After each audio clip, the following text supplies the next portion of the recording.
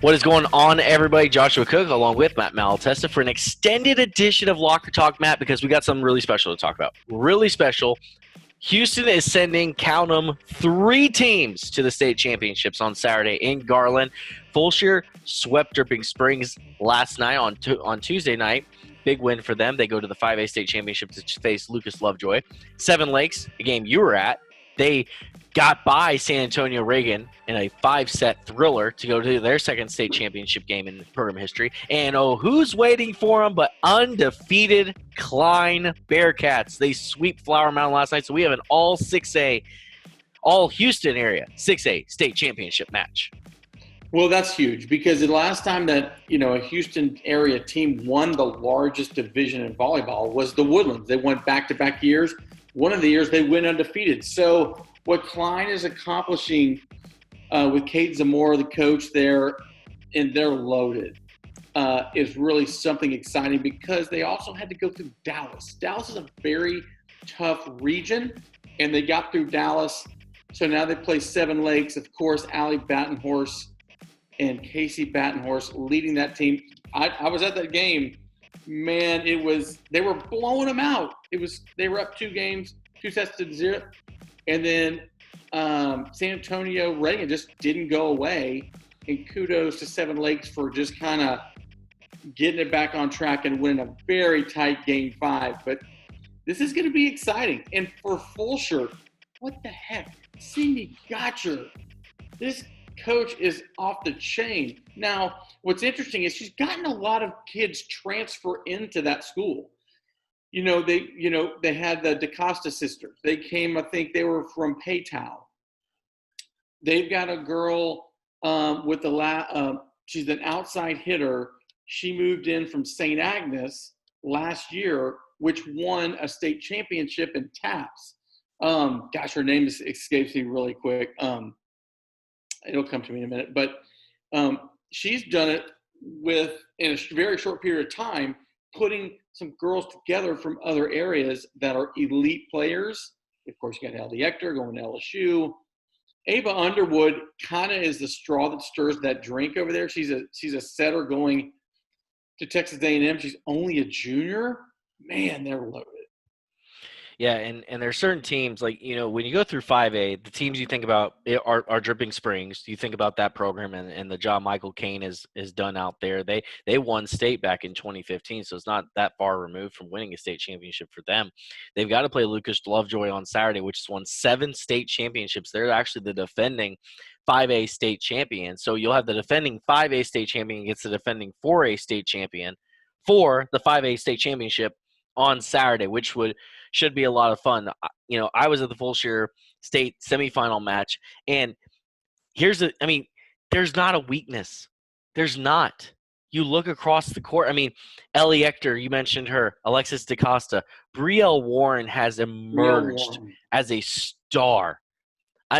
First off, she has the highest serve that I've ever seen. She has one of those serves. She throws the ball 20 feet up in the air, which I don't even know how you learn that as a kid.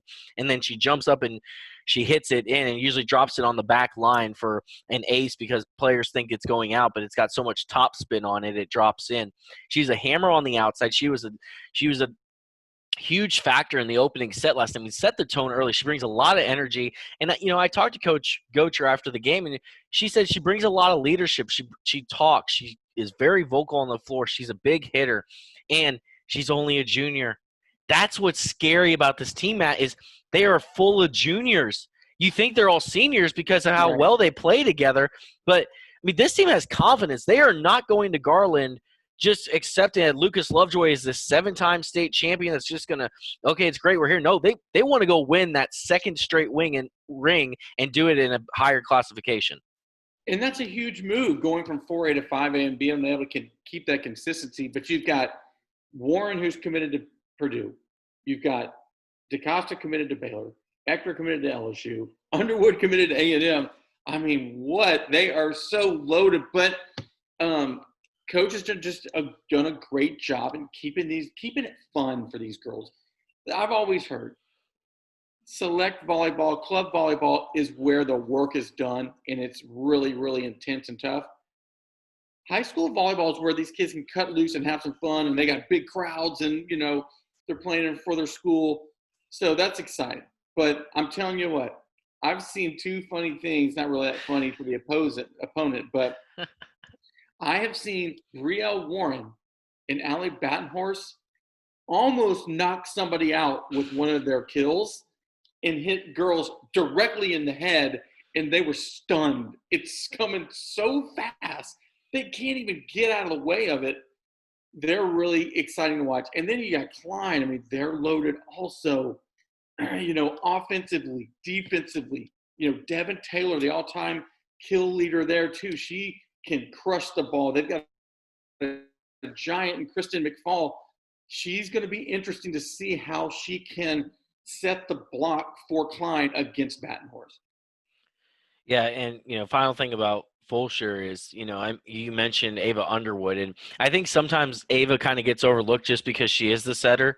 But I mean, the job she does. There was a play last night where she, looked like she was going to set it, but then she just kind of dumps it over the top of the net for a kill. She knows when to make those moves, and they're really good. They're really good across the board. I think they have a great chance to win the 5A state championship on Saturday against Lucas Lovejoy. That match starting at noon at the Curtis Colwell Center up in Garland. Now, to Klein, like you were saying, you do have Devin Taylor, who's committed to Clemson. You have Annie Antar. You have Kami Kling. You have Gabby Mansfield, who's going to stay home here and go to Rice. They're 27-0. And, Matt, they have rolled through this season. Of their 27 wins, 25 of them were sweeps. 25 of their 27 wins were sweeps. And here's a couple of sweeps. You want to know who their sweeps were? They swept Flower Mound, which in the state semis, you don't do that. They swept Bridgeland, which is a really good team. They swept the Woodlands. They swept Cy Fair. And just go down the list. I mean, they have been absolutely dominant from day one to now, and they had the pieces. We knew they had the pieces because they were our preseason number one team in 6A volleyball. And what's kind of cool is, some teams are just 1 year away. And last year, they were just 1 year away. They went to the regional finals. Mm-hmm. Yeah, they went to the regional finals last year and lost to the eventual state champ. But you could see, man, this team is loaded coming back. And they needed that experience maybe to kind of get under the bright lights and see what it was like at the regional final. They lose. They come back this year on a tear. And again, it's COVID. They're hoping to get games in. And they have demolished people, which is really awesome to see. Seven Lakes, on the other hand, kind of weird. They were off for 2.5 weeks because they had COVID inside of their program, and the ability to I wrote the other day, and what Coach said is they're writing their own story. They're writing a Cinderella novel of, them going through that, rebounding, and now they're back into the state final. Again, Allie was a freshman. Battenhorst was a freshman. She played with Danny, her sister. They were in the state final. As a senior, Allie is the senior. Casey is the junior. She's committed to SMU, the setter. That's a really cool story. Yeah, it is really cool. And back to one of the points that you made, Matt, they were off for 2.5 weeks. They didn't practice for 2.5 weeks. They didn't play games for 2.5 weeks. There are a lot of programs that would have derailed the season, that would have just couldn't recover from doing that. But somehow they came back. And when they came back, man, I think they had to play like 5 matches in 7 days just to get like their matches in district play. I mean, they hadn't done anything for 2.5 weeks. And then now they're going to play for a state championship? Phenomenal. What's interesting is that district is tough because Katy made the regional finals. Tompkins is tough. Cinco is tough. So they had to get back into shape playing some really tough competition, which they did. But I'm telling you, the difference maker on that team is the coach. Amy Cataline has done such an amazing job. She won at Fort Bend, Austin. She reached the state tournament with Fort Bend, Austin. And then she takes the Seven Lakes job and then goes back a couple of years ago, and she goes back again. Fingers crossed. She's 0 for 2. Let's see if she can get a third. But I'm telling you what, if I'm picking, which is hard to do because it's 2 teams from Houston, I think Klein wins it. So you go Klein will finish the undefeated season and will win the state championship. Okay. Okay. Klein is really good. I mean, and you know what? I'll admit it. I'll admit it on here. I undersold Seven Lakes this year. We had them at number 9 in the preseason. They had lost last year they lost in the second round last year to Right. Side Fair, which had that magical run to the regional finals where they eventually lost to Ridgepoint, who made to the state tournament. And we were sitting there. We're like, Allie's really the only thing coming back, and this and that, and they got Casey, but Allie is unbelievable. Casey is unbelievable. Another player that doesn't get a lot of love is May.